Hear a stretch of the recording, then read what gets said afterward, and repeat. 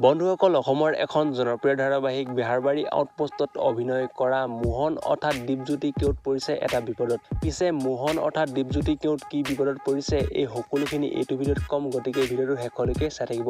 বন্ধুসকল, আপোনালোক সকলোৱে জানে চাগে আজিকালি একাংশ দুষ্ট প্ৰকৃতিৰ লোকে জনপ্ৰিয় শিল্পীসমূহৰ নামত ফেচবুক বা ইউটিউবত ভুৱা একাউণ্ট খুলি তেওঁলোকক বদনাম কৰিবলৈ অপচেষ্টা চলোৱা দেখিবলৈ পোৱা যায়। ঠিক তেনেকুৱা এটা ঘটনাই মোহন অৰ্থাৎ দীপজ্যোতি কেওটৰ লগত হৈছে।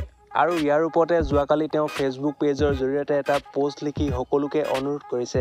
পোষ্টটোত তেওঁ ঠিক এনেকৈ লিখিছে, মোৰ নিজা কোনো ধৰণৰ ইউটিউব চেনেল নাই বা এতিয়াও খোলা হোৱা নাই। এইটো যি ব্যক্তিয়ে খুলিছে তেওঁ অতি সোনকালে মোৰ লগত যোগাযোগ কৰক, অন্যথা মই ব্যৱস্থা গ্ৰহণ কৰিম। আৰু যদি কোনো বন্ধু বান্ধৱীয়ে মই বুলি মোৰ নামত আনে খোলা ইউটিউব চেনেল লাইক বা ছাবস্ক্ৰাইব কৰিছে, অনুগ্ৰহ কৰি তেনে কৰাৰ পৰা বিৰত থাকক। আৰু যদি ভৱিষ্যতে মই কোনো ধৰণৰ ইউটিউব চেনেল খোলোঁ, মই মোৰ ফেচবুক একাউণ্ট নাইবা মোৰ অফিচিয়েল পেজৰ জৰিয়তে নিশ্চয় জনাই দিম, এই বুলি সকলোকে অনুৰোধ কৰিছে। বাৰু বন্ধুসকল, আজিলৈ ইমানেই। আপুনি যদি মোহনৰ অভিনয় চাই ভাল পায়, এইটো ভিডিঅ'ত এটা লাইক কৰি দিয়ক। আৰু আগলৈ যদি ইনফৰ্মেটিভ ভিডিঅ'সমূহ চাই থাকিব বিচাৰে, আমাৰ চেনেলটোক ছাবস্ক্ৰাইব কৰি লওক। ধন্যবাদ।